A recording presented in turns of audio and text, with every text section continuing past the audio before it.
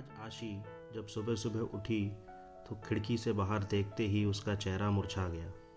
अरे कहाँ चले गए? कल तो यहीं थे। इतने महीनों से रोज़ सुबह दोनों को देखना उसकी आदत सी बन चुकी थी, और आज जब दोनों अपनी जगह पर नहीं थे तो आशी को कुछ खाली खाली सा लग रहा था। सुबह सुबह बस वो दोनों सामने दिख जाते तो आशी का रोम रोम पुलकित हो उठता था, सुवासित सी हो उठती थी। मन एक अद्भुत खुशी महसूस करने लगता था। सबसे खास बात, इन सबका सकारात्मक प्रभाव पड़ता था उसके मन मस्तिष्क पर, और कलम खुद ब खुद कोई गीत लिखने लगती थी। पता नहीं क्या जादू था उन नरगिसी फूलों में, बस देखते ही मन मचल उठता था। शायद असीम का असीम प्यार भरा था उनमें।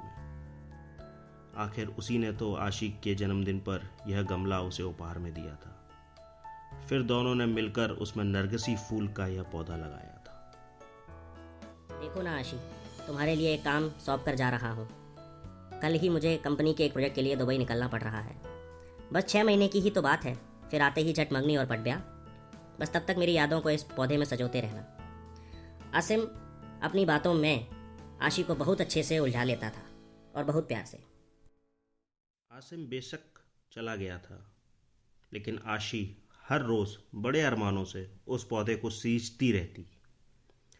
आशी की खुशी का उस वक्त ठिकाना नहीं था जब वो एक रोज़ सुबह उठी और उसने पौधे पर 2 फूल खिले हुए दिखे, पीले रंग के। दोनों फूल बिल्कुल एक दूसरे से जुड़े हुए थे, आशी और असीम की तरह। आशी रोज उन फूलों को निहारती रहती और असीम को याद करती रहती। आशी की रोज असीम से फ़ोन पर बात होती थी। अब भला 2 साल से चल रहा प्रेम दूरियों से कैसे कम हो सकता था?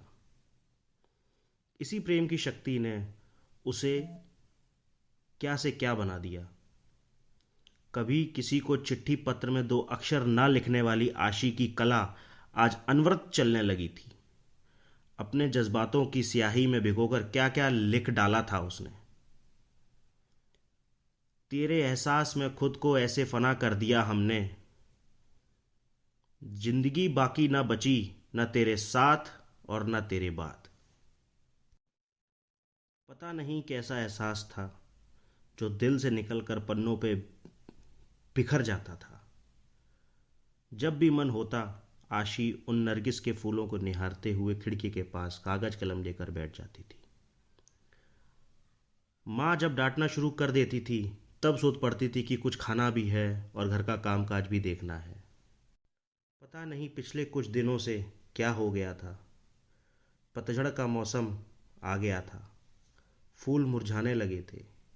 माली से पूछकर खाद पानी भी डाला, आसिम को फ़ोन पर भी बताया, पर पहले वो खूब हंसा, फिर बोला पतझड़ बीत जाने तो सब कुछ ठीक हो जाएगा। आशी फिर भी आश्वस्त नहीं हो पा रही थी। अब तो बसंत की बहार भी छाने लगी थी, चारों तरफ एक मीठी बयार बहने लगी थी, लेकिन फिर भी आशी को कुछ सही नहीं लग रहा था। आज भी उन फूलों को देखने की बेचैनी बढ़ रही थी। आशी कागज कलम फेंक कर बाहर आ गई थी और गमले के आसपास ही चहलकदमी करने लगी। कुछ समझ नहीं आ रहा था कि क्या हो रहा है। इसी सोच में उसे यह भी ध्यान नहीं रहा कि काफ़ी देर से बाहर की घंटी बज रही है। आशी कहाँ खो गई हो? दरवाजे पर कब से घंटी बज रही है? ध्यान कहाँ है? माँ ने दरवाजे की ओर जाते हुए पूछा। इससे पहले कि आशी संभल पाती, दरवाजे पर आसिम खड़ा था, मुस्कुराते हुए, हाथों में नरगिसी फूल लिए।